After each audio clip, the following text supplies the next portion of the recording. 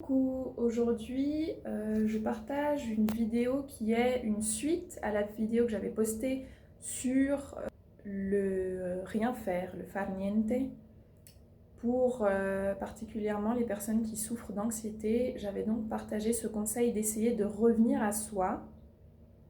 de se poser, de plus être dans l'action, mais plutôt dans la passivité qui n'est pas non plus inaction. Et d'aller au contact avec soi-même, avec toutes ses parts, et de ressentir et d'observer. Et aujourd'hui, je voulais partager quelques idées et une guidance de suite,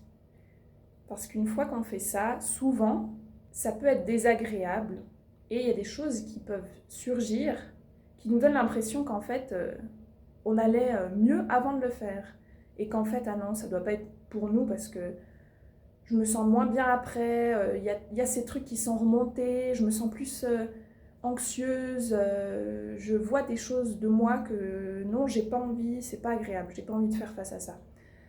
Et oui, c'est en effet ce qui peut se produire, il peut se produire tellement de choses, et c'est propre à chacun, mais oui, il peut se produire ça, parce qu'en fait, du moment où tu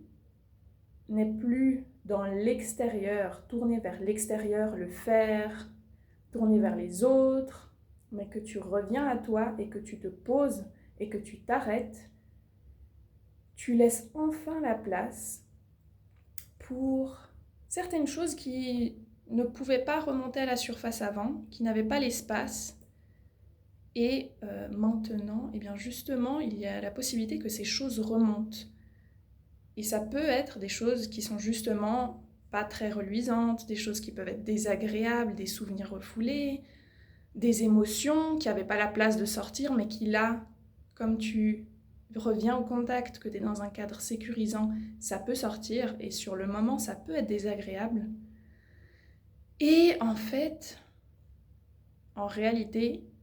même si sur le moment c'est désagréable, souviens-toi que tu es en train de faire quelque chose de bon pour toi, que tu es en train de revenir au contact avec toi, et qu'en fait, là, tu es en train de te soigner, tu es en train de prendre soin de toi. Le sens premier de se soigner. Alors, si tu as l'impression que en fait, ça empire les choses parce qu'il y a des choses désagréables qui remontent alors qu'avant c'était tranquille parce que ça pouvait même pas remonter, c'était pas là. Mais en fait, c'est pas qu'il y a des choses pires qui ressortent qui n'étaient pas là avant et que tu es en train de créer plus de problèmes parce que ton ego et ton mental peut t'envoyer cette information, te dire non mais arrête, là tu es en train d'imaginer des choses, tu es en train de créer plus d'émotions négatives, plus de problèmes. Non, en fait, tu es en train de laisser l'espace nécessaire pour que ces choses, elles puissent sortir, que tu puisses les voir, les accepter, y faire face et t'en libérer. Et après coup, là, tu peux vraiment goûter à la vie. Là, tu peux retrouver une sorte de liberté qui n'est plus juste de la survie, mais vraiment vivre. Alors, merci si tu m'as écouté et je t'invite à partager si tu en ressens le besoin ou l'envie, ton expérience, et sache que tu es toujours accompagné, que tu es toujours soutenu, même si tu te sens seul et abandonné. Et je te souhaite une magnifique journée.